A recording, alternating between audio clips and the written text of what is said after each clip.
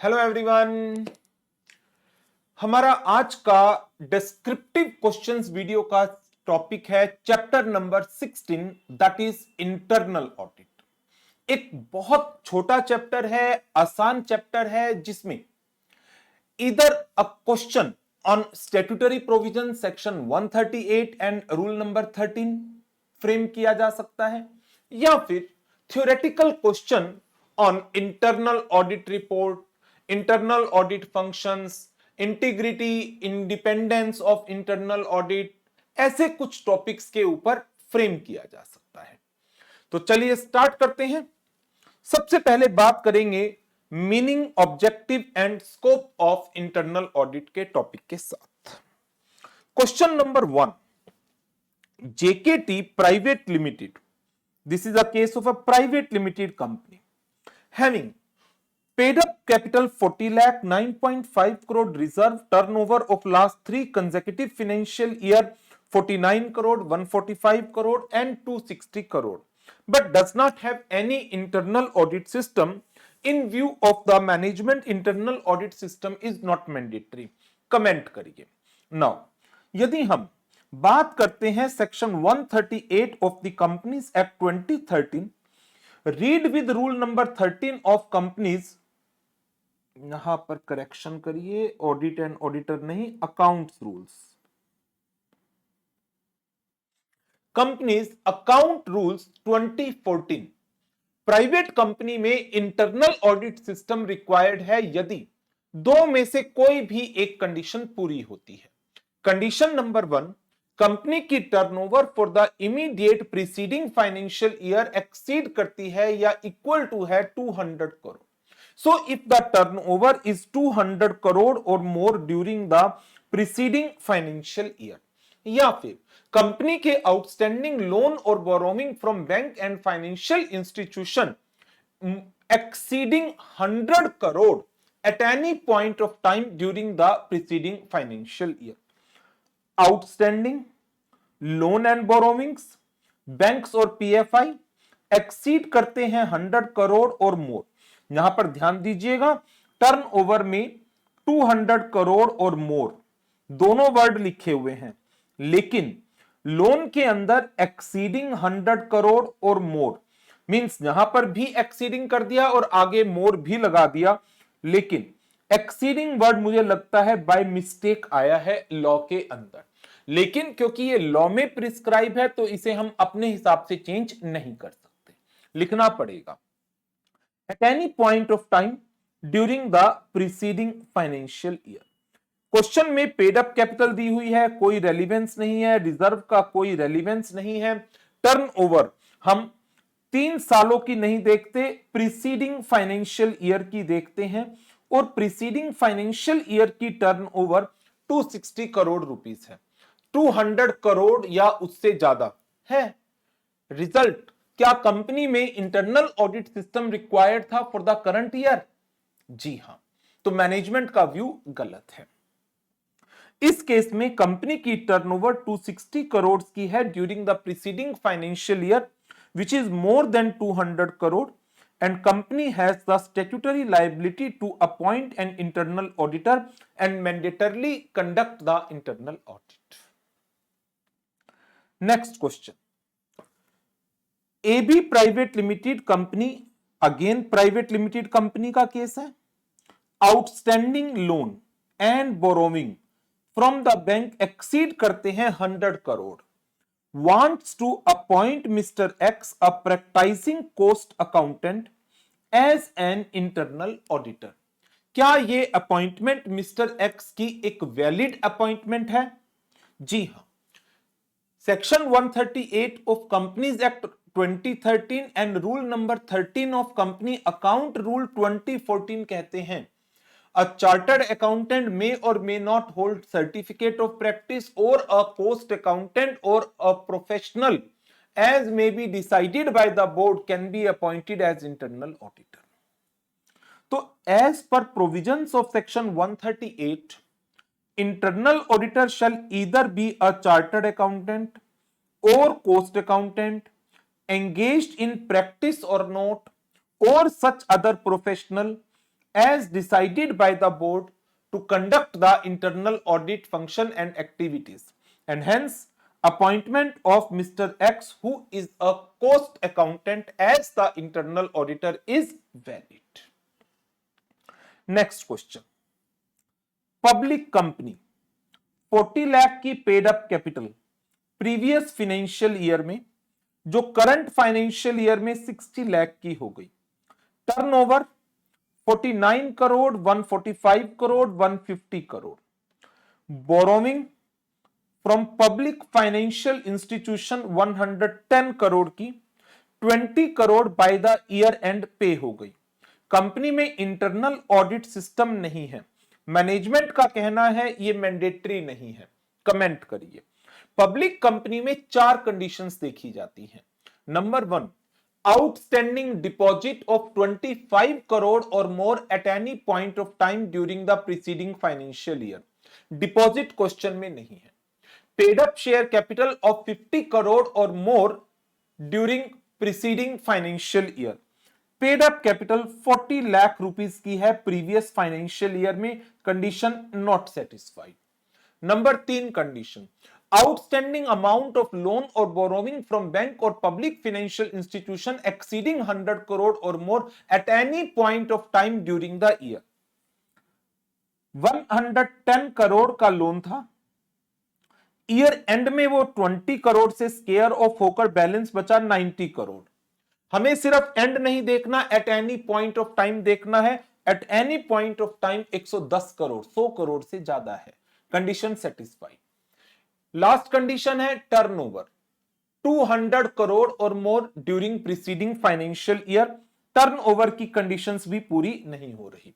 Deposit का data दिया नहीं हुआ, paid up capital not satisfied, turnover not satisfied, but loan and borrowing ये कंडीशन सेटिस्फाइड हो रही है। Result, company must have an internal audit system. Section 138, rule 13 of companies account rules, unlisted public company. Condition number 1, paid up share capital 50 crore और मोर, turnover 200 crore और more, outstanding loan और borrowings from bank और financial institution exceeding 100 crore और more at any point of time, outstanding deposit 25 crore और more at any point of time.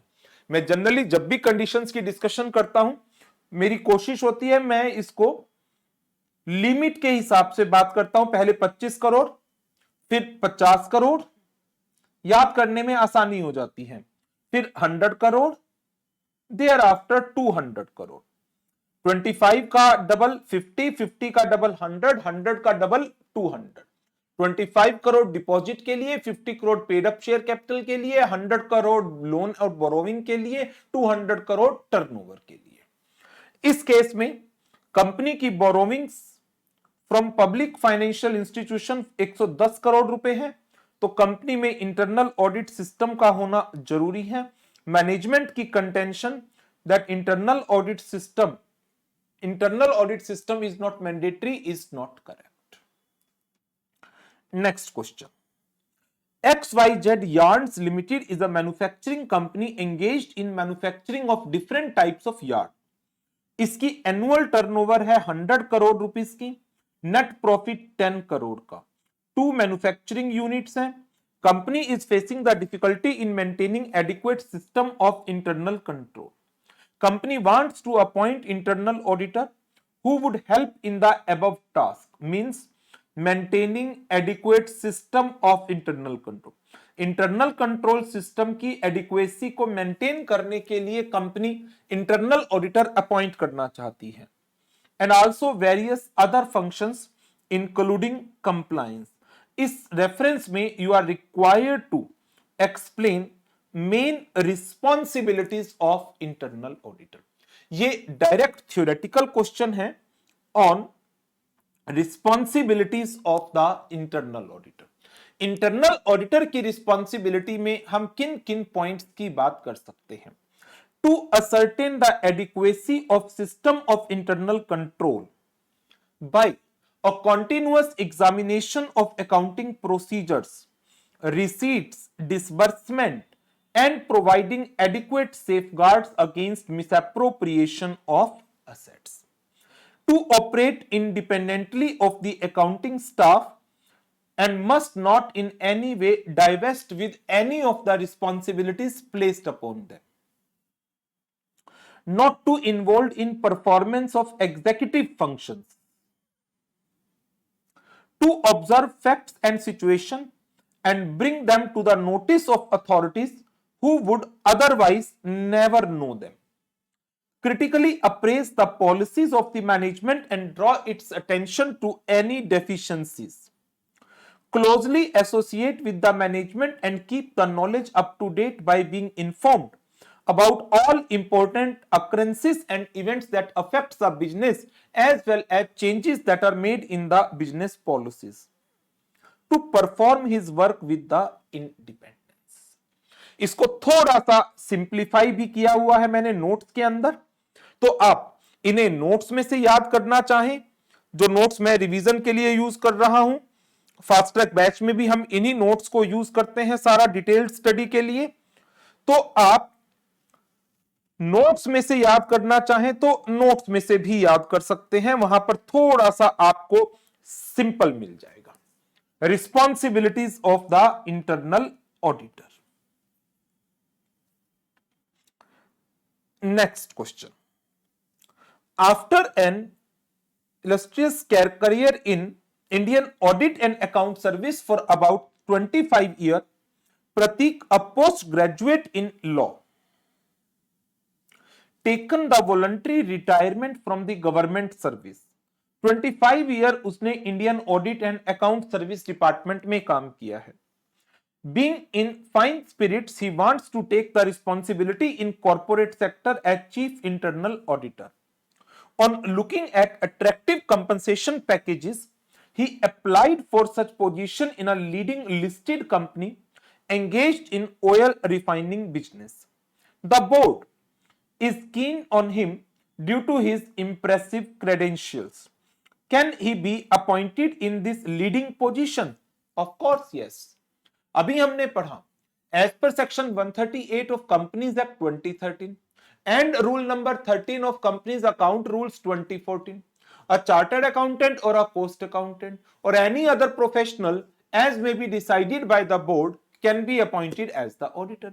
तो इस case में mister Prateek, a post graduate in law having 25 years of service in Indian Audit and Accounts Department, is having the sufficient experience. He is a qualified professional and hence board can appoint him as a internal auditor. कोई issue नहीं लग रहा.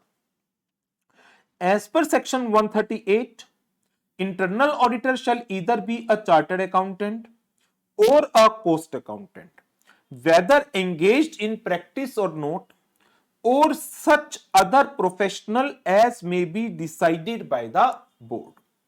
Appointment applicant is a law postgraduate, 25 years in Indian Audit and Account Service. He got necessary experience and skills required for this position. Board can appoint such a competent and experienced person as its chief internal auditor. कोई issue नहीं है. यहां तक के जो question थे हमारे, जो स्टडी मटेरियल के अंदर test your knowledge, test your understanding या इलस्ट्रेशंस है, उनके क्वेश्चंस थे. अब इसके बाद हमारे पास जो क्वेश्चन है वो है आरटीपीज, एमटीपीज, पास्ट एग्जाम्स के.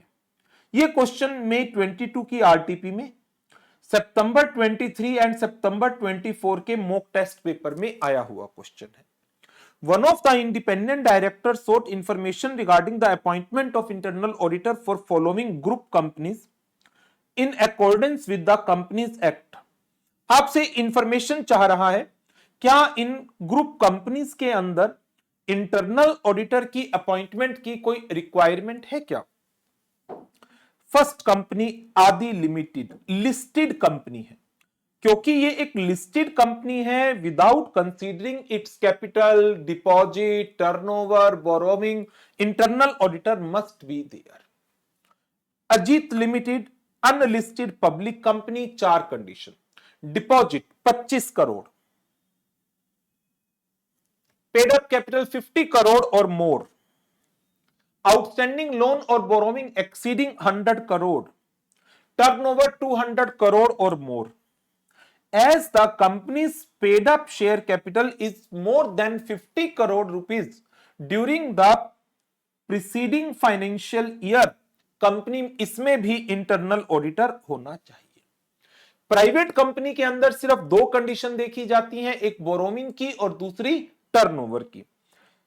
बोरोविंग 50 करोड़ 100 करोड़ से कम है, टर्नओवर 200 करोड़ से कम है, रिजल्ट ये देखनी ही नहीं है पेड अप कैपिटल, तो इसमें internal auditor is not required. तो पहले तो आप सेक्शन 138 रूल नंबर 13 के डिटेल प्रोविजंस देंगे कि लिस्टेड कंपनी में, unlisted public company, private company की क्या क्राइटेरिया है इंटरनल ऑडिटर के, जो अभी हमने डिस्कस किया।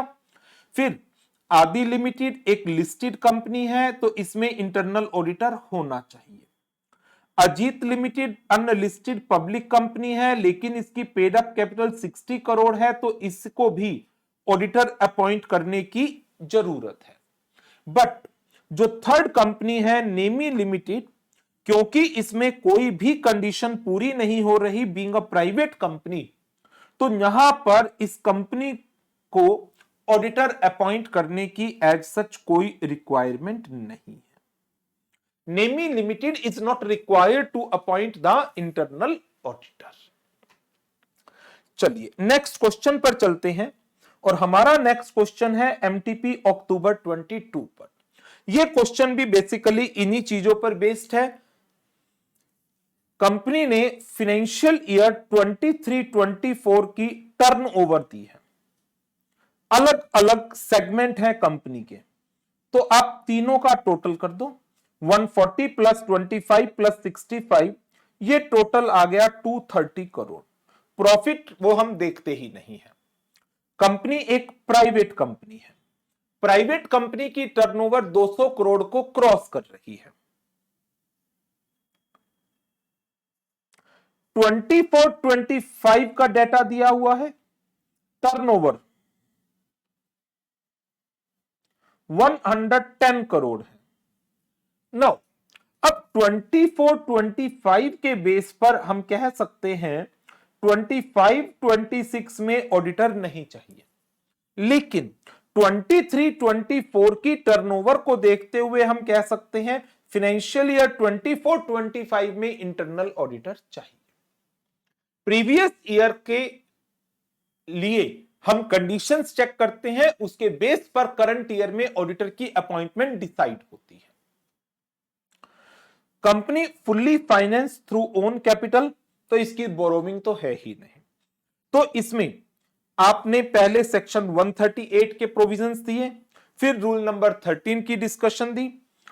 As the turnover for financial year 24-25, sorry यहां पर गलत आएगा, गलत हो गया, फाइनेंशियल ईयर 23-24 वो एक्सीड करती है 200 करोड़ से, तो कंपनी को इंटरनल ऑडिटर अपॉइंट करना है फॉर फाइनेंशियल ईयर 24-25। 230 करोड़ की टर्नओवर है 23-24 की, 110 करोड़ है 24-25 की। तो क्योंकि 23-24 की टर्नओवर 200 करोड़ को क्रॉस हो रही है, तो 24-25 के लिए इंटरनल ऑडिटर को अपॉइंट करना है। ये हमारा क्वेश्चन था on meaning, nature, objective, scope of internal audit including statutory provisions के ऊपर। चलिए अब आगे बढ़ते हैं next question, management functions and scope of internal auditing के टॉपिक पर। एबी प्राइवेट लिमिटेड जिसके आउटस्टैंडिंग लोन एक्सीड कर रहे हैं 100 करोड़ से, they want to appoint internal auditor, guide him applicability of the same. तो पहले तो वही आ गया section 138 and rule number 13। Thereafter who can be appointed as internal auditor, इसे भी हम डिस्कस कर चुके। What work would be reviewed by him, ये यहां पर एक्स्ट्रा आ गया। तो पहले तो आप सेक्शन 138 के प्रोविजंस देंगे जिसमें आप बताएंगे प्राइवेट कंपनी में टर्नओवर का criteria and outstanding loan and borrowing का criteria. Who can be appointed as internal auditor, chartered accountant, cost accountant, whether in practice or not, or any other professional as decided by board of directors. Now, अब इस question में add क्या हुआ है? Work that is to be reviewed by the internal auditor. Internal auditor को review करना है क्या क्या चीजें? Internal control system and procedures, system regarding the custodianship and safeguarding of assets, compliance with the policies, plan, procedure and regulation, system to collect the data to ensure that information generated is relevant and reliable, organizational structure, review the utilization of resources, efficient and economical use of resources, and review of accomplishment of goals and objectives. So, internal auditor को review करना है internal control system and procedures, system regarding custodianship and safeguarding of asset, review of the compliances with the policies, plans, procedures and regulation, collecting the data to ensure that information generated is relevant and reliable, organizational structure, efficient and economic use of available resources, accomplishment of goals and the objectives. Next question. XYZ Limited has appointed Mr. A to conduct their internal audit for the new financial year. Audit committee ने mister A को request की to present their internal audit plan for the next financial year. What approach would mister A follow to prepare the internal audit plan? तो इसके अंदर internal audit plan के अंदर जो हमारा टॉपिक था development of internal audit plan, ये सारे के सारे पॉइंट हमारे आंसर का पार्ट बनेंगे। Internal auditor shall, in consultation with the TCWG, develop and document a plan for internal audit engagement. Plan should be developed in a manner that all business process covering both financial and operating activities are reviewed by internal auditor. Internal auditor shall adequately balance to the risk underlying the business process, value, efforts involved, risk appetite and coverage of all auditable areas. ये question study material का है, exam में आज तक कभी नहीं आया। Internal auditor in consultation with TCWG develop and document a plan for the internal audit engagement so as to conduct the engagement in an efficient and timely manner. The plan should be developed in such a manner that all business processes covering both financial and operating activities are reviewed by the internal audit function. Internal auditor shall ensure that appropriate consideration is made and ensure adequate balance किसका?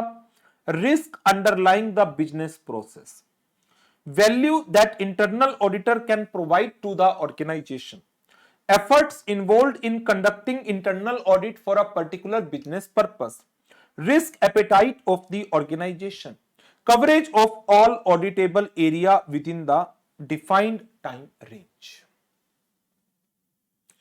Next question, ये भी study material का है। CA देव internal auditor हैं एक listed company के। Company wants to make sure that it is in compliance with the SEBI requirement at all time and it is never on the wrong side of law. It asks its internal auditor to manage its compliance tracking system, including directly corresponding with the regulator in this regard.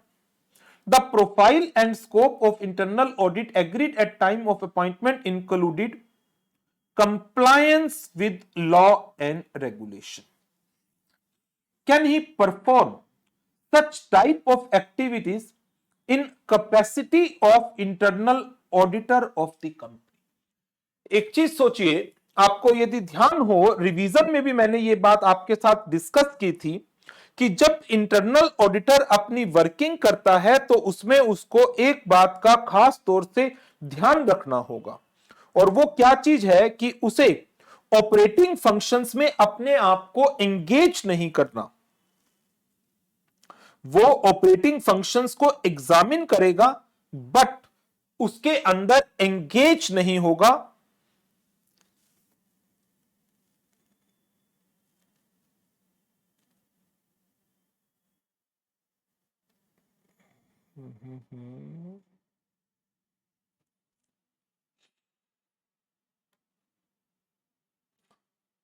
Scope में नहीं,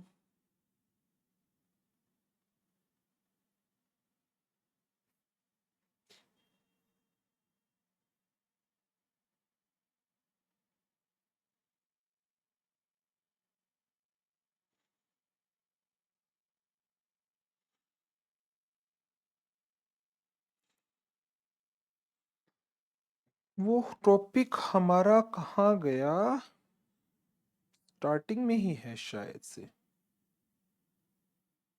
first point में ये रहा, internal auditor को review करना है, report करना है, बट हम उससे एक्सपेक्ट नहीं करते कि वो ऑपरेशनल मैनेजर के फंक्शंस को टेक अपॉन करेगा। तो यहां पर जो ये क्वेश्चन हमें दिया गया, इस क्वेश्चन में कहा गया कि आप डायरेक्टली कॉरेस्पॉन्ड कर लें किसके साथ, विद द रेगुलेटर। ऑडिटर को कहा गया आप कंप्लायंस ट्रैकिंग सिस्टम को मैनेज करें। Internal auditor can review the compliances of law and regulation, and any deficiency in that system will be brought into the attention of the management. But to directly communicate with correspondence with the regulator, जहां पर audit internal auditor के scope का part नहीं होता। तो जो कहा गया, क्या ऑडिटर, इंटरनल ऑडिटर इस तरह की एक्टिविटीज को कर सकता है? नहीं। Internal auditor does not assume any responsibility to manage or operate the compliance framework or to take compliance related decisions. So compliance framework को मैनेज करना, उसे ऑपरेट करना, कंप्लायंस रिलेटेड डिसीजंस को लेना, ये इंटरनल ऑडिटर की वर्किंग का part नहीं होता। It is not the responsibility of the internal auditor to execute or resolve the compliance related risk. Although internal audit function provide independent assurance to enhance the governance, which includes compliance with law and regulation, it does not assume operational responsibility of the compliance framework. ये responsibility management की है। Internal auditor is responsible for auditing the compliance framework and not managing it. And similarly, he does not accept compliance related risk like directly engaging with the regulator or corresponding with the regulator.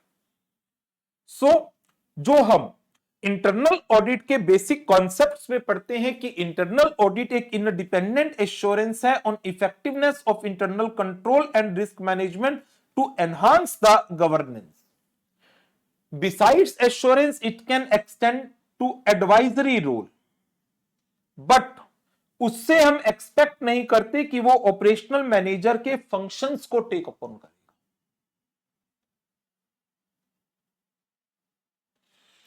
चलिए next question, नवंबर 18 के exam का question है, direct theoretical question. Internal auditor makes an appraisal of organisational structure to ensure whether it is in harmony with the objectives of the entity, besides checking of financial transaction and operational activities. Elaborate. Internal auditor shall conduct the appraisal of organizational structure so as to ascertain whether the organizational structure it is in harmony with the objectives of the entity, whether the assignment of responsibility is in consonance therewith, और इस purpose के लिए ये आ गए हमारे main point. Examine या review the manner in which the various activities of the enterprise are grouped for managerial control so as to find out whether responsibilities and authority are in harmony with the grouping pattern. Examine the organizational chart to find out whether the organization structure is simple and economical and no function enjoy undue dominance over the other. That responsibility of the managerial staff at headquarters do not overlap with the responsibilities of chief executive at operating units. Examine the reasonableness of the span of control of each executive. Examine whether there is a unity of command. Evaluate the process of managerial development in the enterprise. इसको थोड़ा सा simple form में याद करना चाहें तो जो हम क्लास नोट्स रिवीजन के लिए यूज करते हैं आप वहां से इसे याद कर सकते हैं।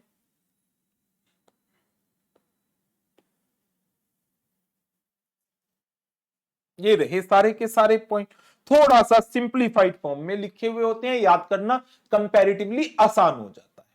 वो अब आपकी चॉइस है कि आप इनकी लर्निंग क्वेश्चन बैंक से करना चाहें या क्लास नोट से करें। नेक्स्ट क्वेश्चन नवंबर 23 के एग्जाम का क्वेश्चन है। Dream Private Limited is a travel management company which provides its customer with customized packages of domestic and international tours. During the period of COVID-19 and a year after that, company suffered losses due to which it went under cost-cutting regime. As a part of this process, the company has adopted various courses of action, one of which is appointment of internal auditor. Internal auditor observed that company has given a huge haul for providing a gym facility to its employees. Internal auditor observed that gym is being used only 1 or 2 days a week on an average basis by the employees. Gross underutilization of the office space. There is a huge balance lying in the company's bank account, but the management could not take up a decision regarding investment of the same. Idle funds पड़े हुए हैं, opportunity cost lose हो रही है।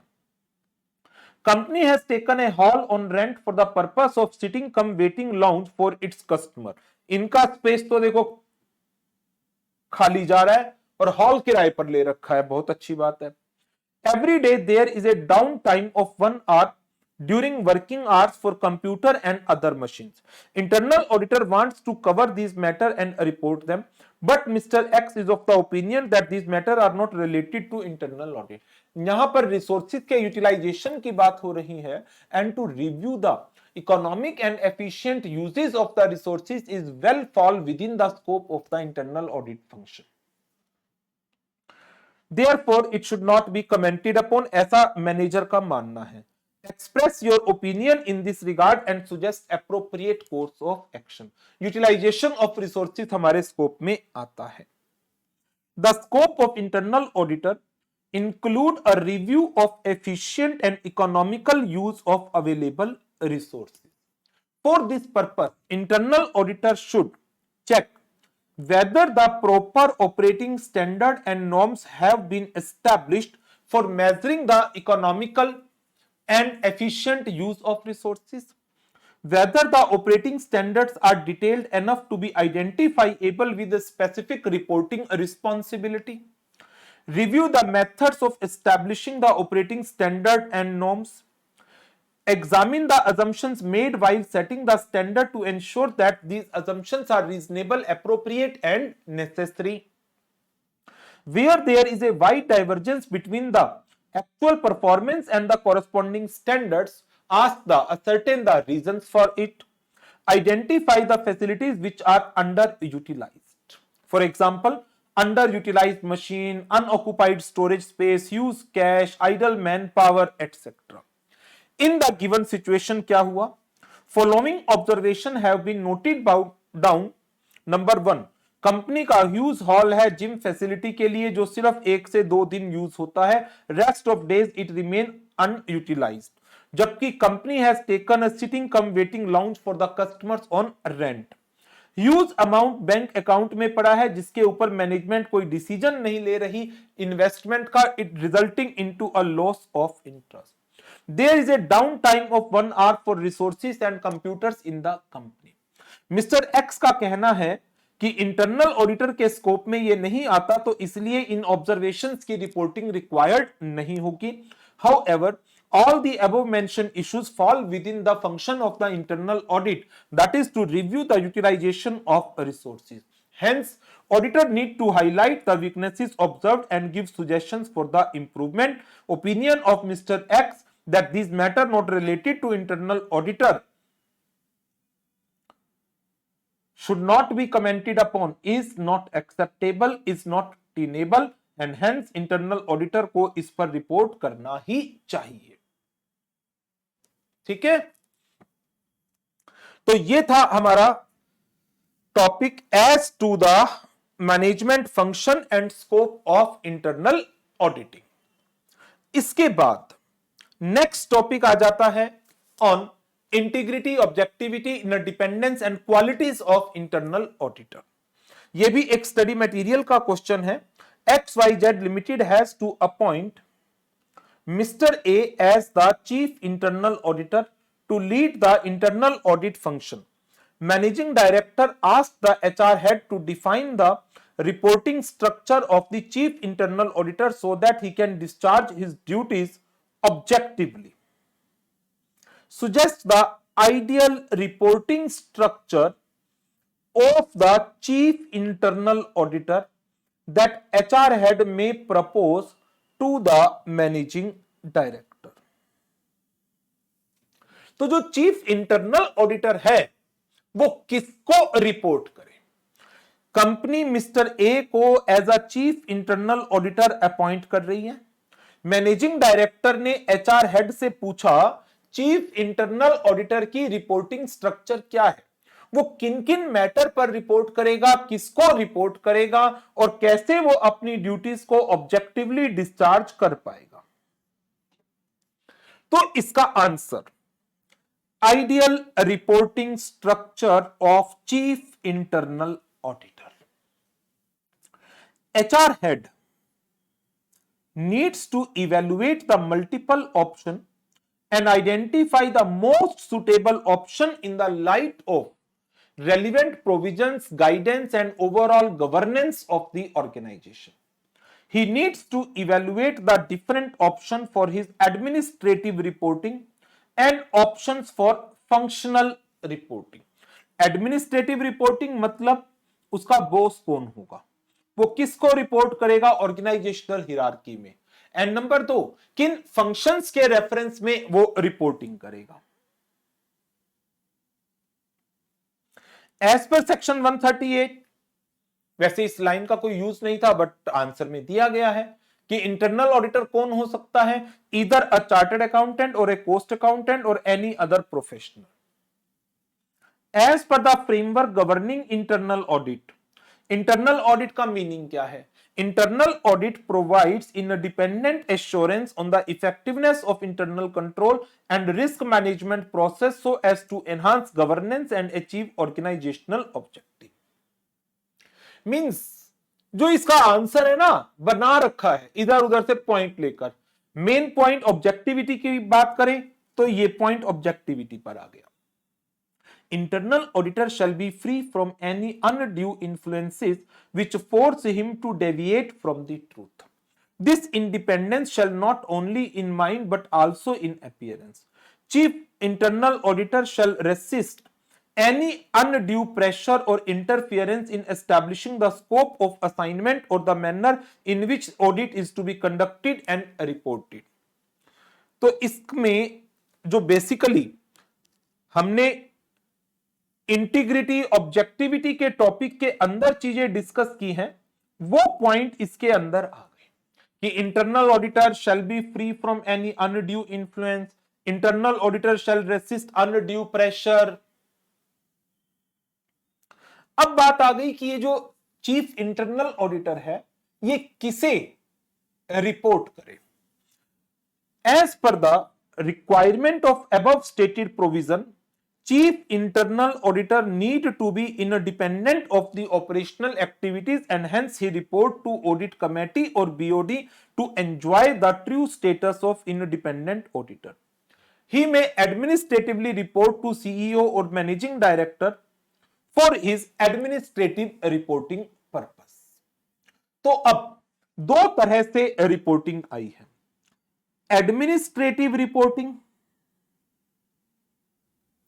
CEO और managing director को, functional reporting या operational activities की वर्किंग की reporting to the audit committee और BOD.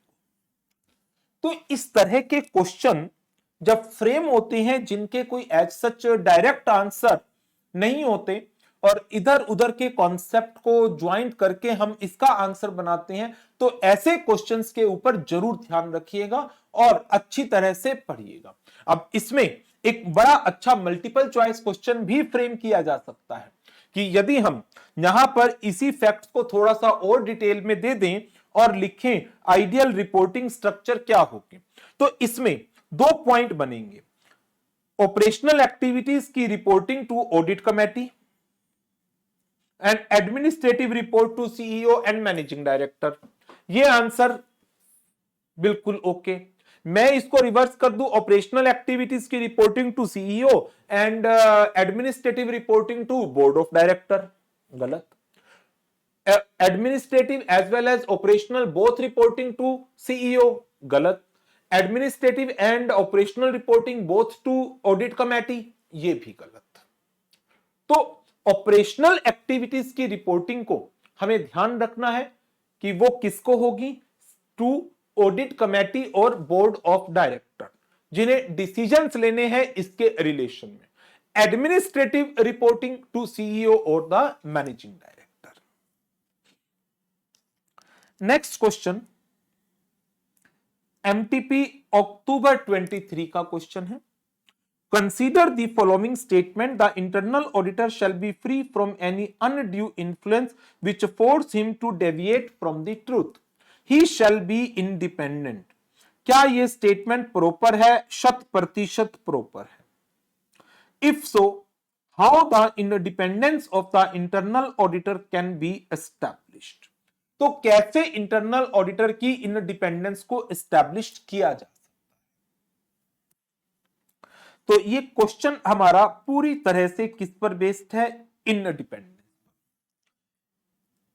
Internal auditor shall be free from any undue influence which force him to deviate from the truth, and this independence shall be not only in mind but also in appearance. Also the internal auditor shall resist any undue pressure or interference in establishing the scope of the assignment or the manner in which these are conducted and reported. Independence of the internal audit function and the internal audit within the organization is a vital aspect so as to maintain effective corporate governance. It is important to ensure that internal audit function is free from any undue influence or pressure which may affect its ability to provide impartial and objective assessment of the organization, operation, risk and control. यही सारी चीजें मैंने आपके साथ इसी topic में discuss कर रखी हैं।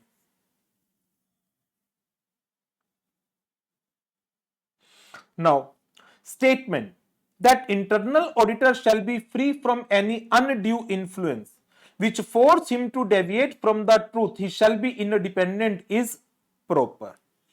तो उसकी इंडिपेंडेंस को एस्टैब्लिश करने के लिए क्या क्या फैक्टर्स कंसीडर किए जा सकते हैं? Number 1, Overall organizational structure of key personnel play a crucial role.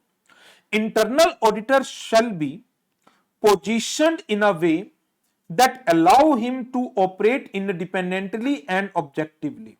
That means he must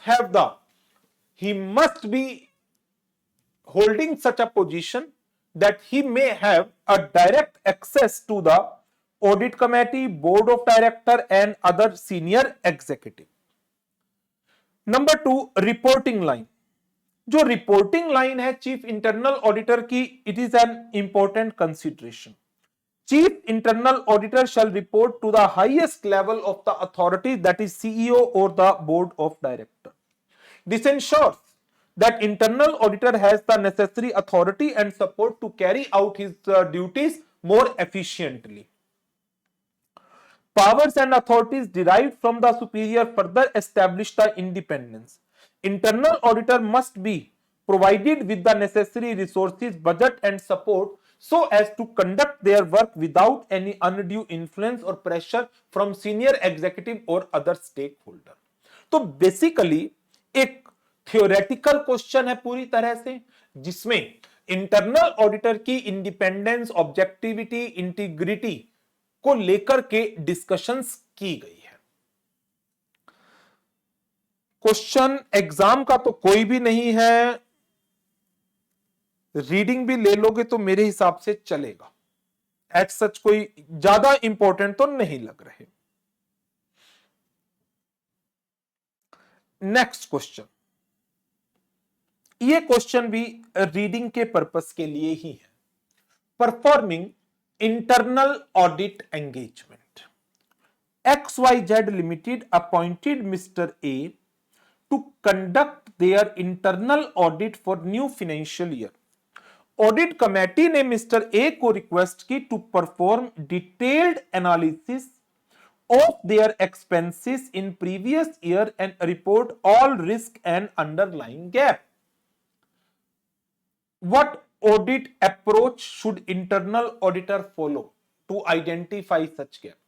तो इसके आंसर में डिटेल्ड ऑडिट अप्रोच कवर होगी that needs to be followed to perform internal audit engagement.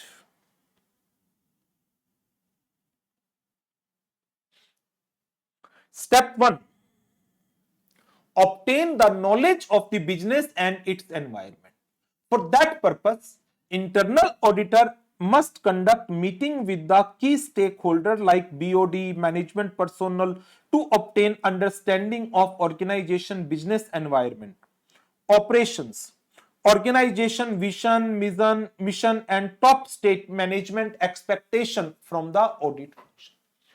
After obtaining the understanding of the organization and business environment, audit planning is to be performed. Audit plan and scope, it is to be developed in consultation with TCWG or must be approved by the audit committee and BOD. Once approved, it is to be shared with the key managerial personnel. The work plan must be prepared after performing evaluation of all major underlying risk in process. Thereafter, gather the required information, perform various audit check, and then reporting of internal audit issues. तो step number 3 में जो required information की collection का है, जो information हम collect कर रहे हैं और चेकिंग कर रहे हैं, उसका ऑब्जेक्टिव है क्या? To ensure correctness and integrity of the information obtain. And for this purpose, यदि हम इंफॉर्मेशन को डायरेक्टली सोर्स से कलेक्ट करें, that information will be more adequate, relevant and reliable one. So obtain the information directly from the source. Now, जो information collect हो गई, जो data collect हो गया, अब उसके ऊपर आप क्या क्या काम करने वाले हैं? Collect all data and perform analytical procedure to identify the key trends in accordance with SIA 6 analytical procedure. Wherever required, you may select the sample in accordance with SIA 5. Simply, evidences must be collected in accordance with SIA 320 internal audit evidence. Prepare detailed list of identified audit issues जो आपकी observation का part बने हैं और एक interim report issue की जा सकती है in accordance with SIA 350, that is review and supervision of audit assignments. Adequate document needs to be ensured in accordance with SIA 330 internal audit documentation. Reporting of internal audit issues. Internal auditor should circulate final report and present his findings to the audit committee. Adhere to SIA 360 communication with management and SIA 370 reporting results.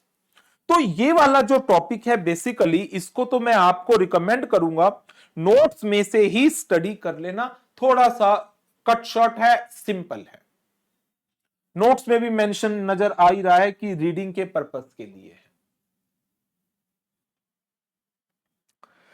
चलिए next हमारा topic है internal audit reports का।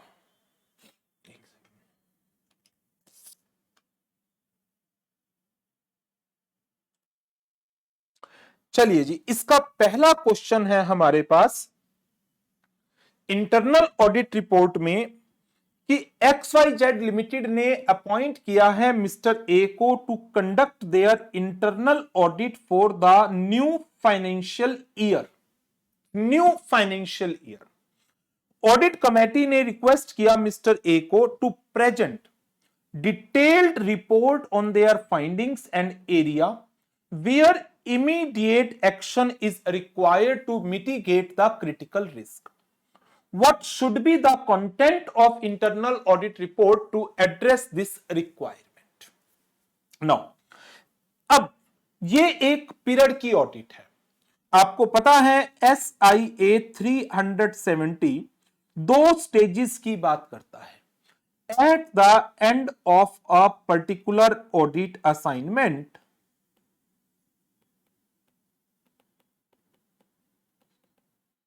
जिसे आप functional report भी कह सकते हैं, और दूसरा eight the end of period, जिसे आप एक कॉम्प्रिहेंसिव पीरियोडिकल ऑडिट रिपोर्ट भी कह सकते हैं।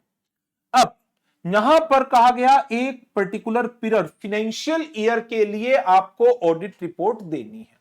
तो बेसिकली ये जो रिपोर्ट है eight the end of period के लिए है। ये पॉइंट मैंने क्यों डिस्कस किया अभी आपको पता चल जाएगा जब मैं इसके बाद नेक्स्ट क्वेश्चन आपको कराऊंगा, क्योंकि वो रिपोर्ट उसके जो एलिमेंट्स हैं वो इसके लिए होंगे, फंक्शनल ऑडिट के लिए। तो content of internal audit report, ये पीरियोडिकल ऑडिट है। पीरियोडिकल ऑडिट, ऑडिट का scope, audit period covered, executive summary, summary of critical finding, detailed audit findings, rating of highlighted issues that is high, medium, low in accordance with the rating criteria approved by the audit committee. Audit recommendations to improve control environment and response received from the responsible functioning authority containing action plan and target timelines for the action. तो हमारी internal audit की report जो एक particular period के लिए बनाई जाती है, जो बेसिकली एक कॉम्प्रिहेंसिव रिपोर्ट होती है, ये उसके एलिमेंट्स हैं। अब इसी तरह से एक दूसरी रिपोर्ट होती है जो फंक्शनल रिपोर्ट होती है, eight the end of a particular period बनाई जाती है। उसके की एलिमेंट्स क्या होंगे, उसमें पीरियड नहीं आएगा। तो इसका क्वेश्चन में 25 के एग्जाम में भी आया है ये क्वेश्चन। इस क्वेश्चन में आपसे पूछा गया explain the stages of internal audit reporting result as per the relevant SIA and state the key elements to be included. तो SIA 370 इन चीजों को डील करता है, जो कहता है ऑडिट रिपोर्टिंग के रिजल्ट्स दो स्टेज में आते हैं। पहला, at the end of a particular audit assignment that cover a specific area, function और part of the entity which highlights the key observation arising from those assignments. ये report issue हो जाती है with the details of the manner in which the assignment was conducted and की findings. Report client को दी जाती है with copies shared with the local and executive management. इस report को नाम दिया गया इंटरनल ऑडिट रिपोर्ट का। दूसरी stage, on a periodic basis, periodic report भी आप कह सकते हैं।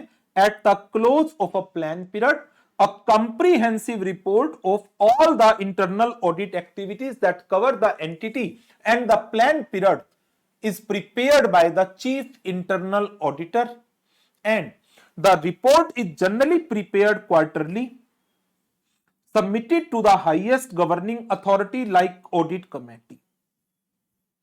Some part of the internal audit reports may form part of the periodic report.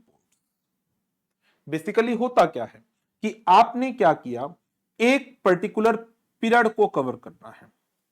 एक पीरियड में लेट से 4 क्वार्टर आ गए। आपने इस क्वार्टर में जो जो एक्टिविटी के ऊपर काम किया, हर एक्टिविटी की आपने एक रिपोर्ट दे दी।